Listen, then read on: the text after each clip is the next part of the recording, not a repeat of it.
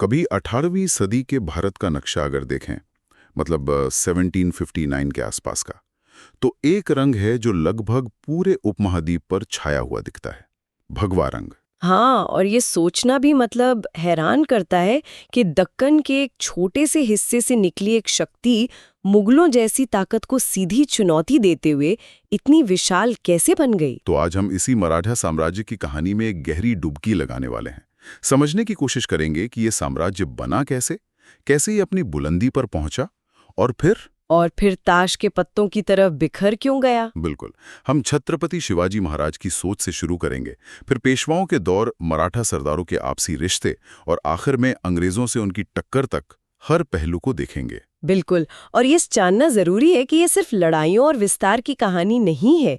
ये कहानी है प्रशासन की, एक अनूठे राजस्व सिस्टम की और कूटनीति की भी।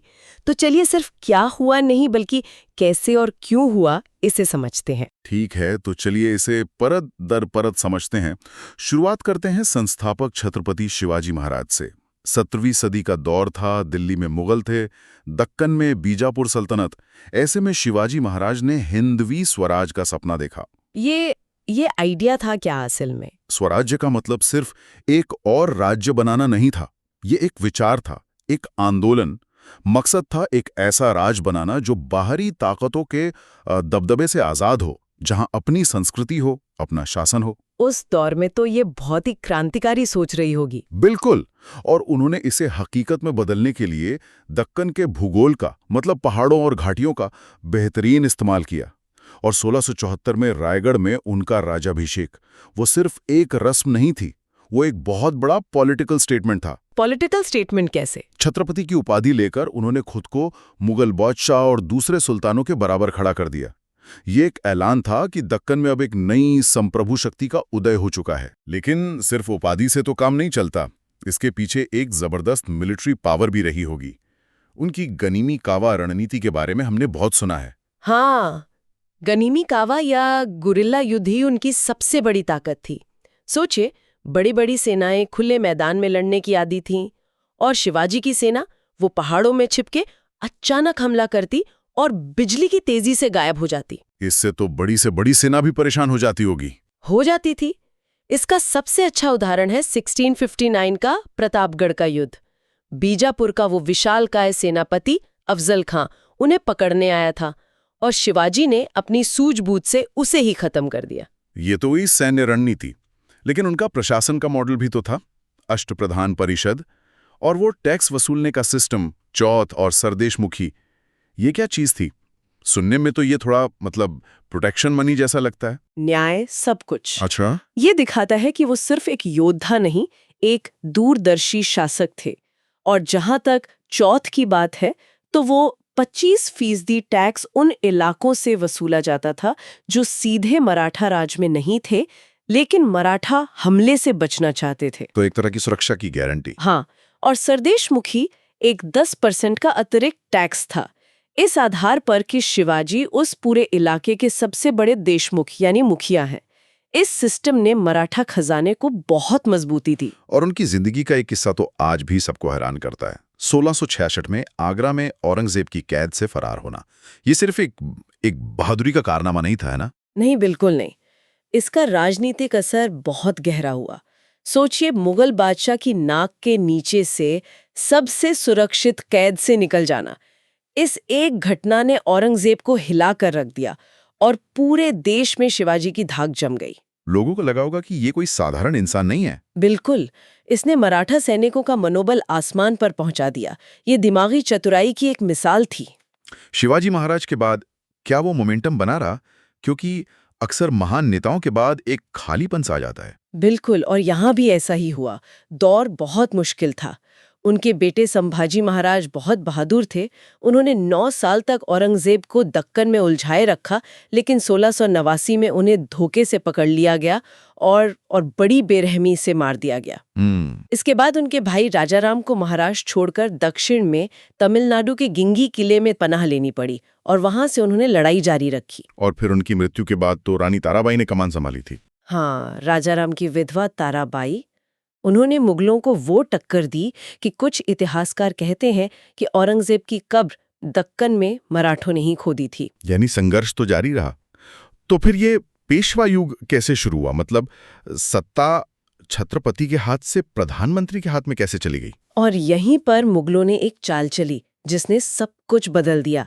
1707 में औरंगजेब की मौत के बाद मुगलों ने संभाजी के बेटे शाहू महाराज को रिहा कर दिया, जो सालों से उनकी कैद में थे। अच्छा, उनका सोचना था कि इससे मराठों में ही फूट पड़ जाएगी। और हुआ भी वही। ताराबाई और शाहू के बीच खेड़ में युद्ध हुआ। शाहू जीते, लेकिन उन्हें राज संभालने के लिए एक काबिल प्रशासक की जरूरत थी, और वो थे बालाजी विश्वनाथ। अच्छा, तो यहाँ से पेशवाओं की एंट्री होती है। एकदम। शाहू ने 1713 में बालाजी विश्वनाथ को पेशवा यानी प्रधानमंत्री बनाया। बालाजी इतने काबिल थे कि उन्होंने न सिर्फ बिखरे हुए मराठा सरदारों को एकजुट किया, बल्कि धीरे धीरे सारी असली ताकत अपने हाथों में ले ली। तो शाहू महाराज सिर्फ नाम के छत्रपति रह गए। हाँ, और पुणे से पेशवा ही राज चलाने लगे। यहीं से पेशवा का पद वंशानुगत हो गया और मराठा इतिहास ने एक नया मोड़ ले लिया। और इन पेशवाओं ने तो मराठा साम्राज्य को वो ऊंचाइयां दी जो शायद शिवाजी ने भी नहीं सोची होंगी, खासकर बाजीराव प्रथम। बाजीराव प्रथम एक असाधारण सैन्य कमांडर थे। कहते हैं उन्होंने 40 से ज्यादा लड़ाइयां लड़ी और एक भी नहीं हारी।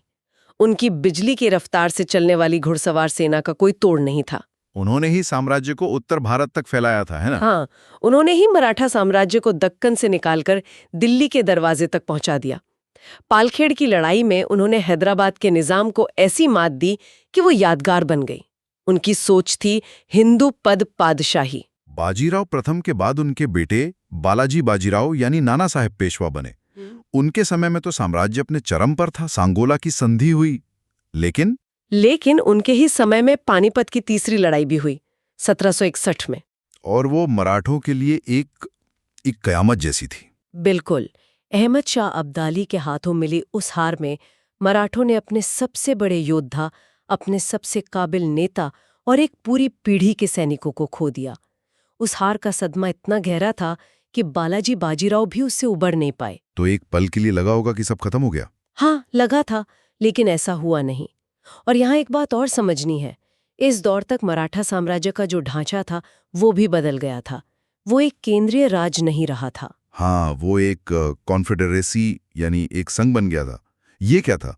देखिए, पेशवा पुणे में जरूर बैठते थे, लेकिन असली ताकत 4-5 बड़े मराठा परिवारों के हाथ में थी, जो अलग अलग इलाकों को संभालते थे, जैसे ग्वालियर के सिंधिया, इंदौर के होलकर, बड़ौदा के गायकवाड़ और नागपुर के भोंसले। तो मतलब ये सब अपने अपने इलाकों के राजा थे? एक तरह से, हाँ। तो क्या ये मॉडल शुरू से ही एक दुधारी तलवार जैसा नहीं था? मतलब विस्तार के लिए तो अच्छा था, पर लंबे समय तक टिकने के लिए शायद खतरनाक था। आपने बिल्कुल सही नब्ज पकड़ी है। शुरुआत में ये मॉडल बहुत कामयाब रहा। इसने मराठा शक्ति को बहुत तेजी से पूरे भारत में फैलाया।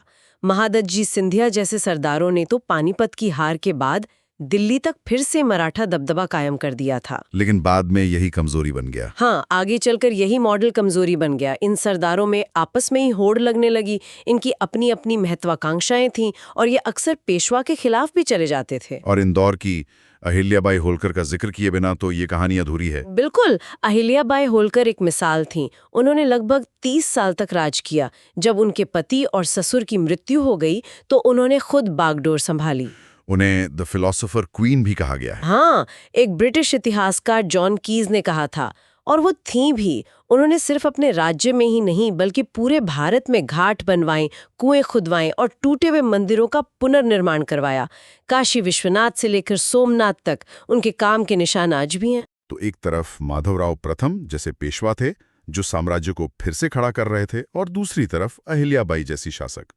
लेकिन फिर भी ये साम्राज्य बिखर गया। तो आखिर वो कौन सी वजहें थीं? पतन के कारण मतलब एक दूसरे से जुड़े हुए हैं। सबसे पहला और बड़ा कारण था अच्छा नेतृत्व न होना।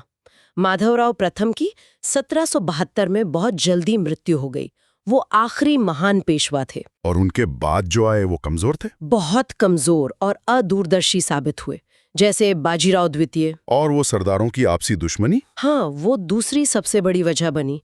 सिंधिया और होलकर आपस में ऐसे लड़े कि उन्होंने अंग्रेजों को बीच में आने का मौका दे दिया। उन्होंने कभी ये नहीं सोचा कि हमारा असली दुश्मन तो कोई और है। और तब तक अंग्रेज एक बहुत बड़ी ताकत बन चुके थे। बिल्कुल, और ये शायद सबसे एंशाइडेंडर कारण था।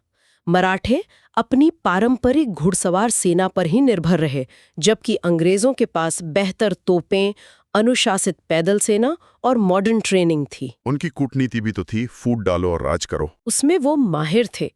उन्होंने एक-एक कर मराठा सरदारों को अपनी तरफ किया या हराया। वैसी एक लड़ाई थी वडगांव की लड़ाई 1779 की, जहां मराठों ने अंग्रेजों को हराया था। उसका जिक्र कम होता है। हाँ, पहले आंग्ल मराठा युद्ध के दौरान वडगांव में महादेजी सिंधिया के नेतृत्व में मराठों ने अंग्रेजों को बुरी तरह हराया था। अंग्रेजों को एक अपमानजनक संधि पर दस्तखत करने पड़े थे। ये दिखाता है कि अगर वो एकजुट होते तो शायद इतिहास कुछ और होता, लेकिन ऐसा हो न सका। 1775 से 1818 के बीच 3 आंग्ल मराठा युद्ध हुए और हर युद्ध के साथ मराठा शक्ति कमजोर होती गई और अंत में 1818 में पेशवा बाजीराव द्वितीय की हार के साथ इस विशाल साम्राज्य का सूरज हमेशा के लिए डूब गया। तो आज हमने मराठा साम्राज्य के पूरे सफर को देखा, कैसे ये स्वराज के एक विचार से उठा, उपमहाद्वीप की सर्वोच्च शक्ति बना और फिर अपनी ही अंदरूनी कमजोरियों और अंग्रेजों के बाहरी दबाव के कारण ढह गया। ये नेतृत्व की विफलता थी, एक दूर की सोच की कमी थी और सबसे जरूरी बदलते वक्त के साथ खुद को न बदल पाने का नतीजा था।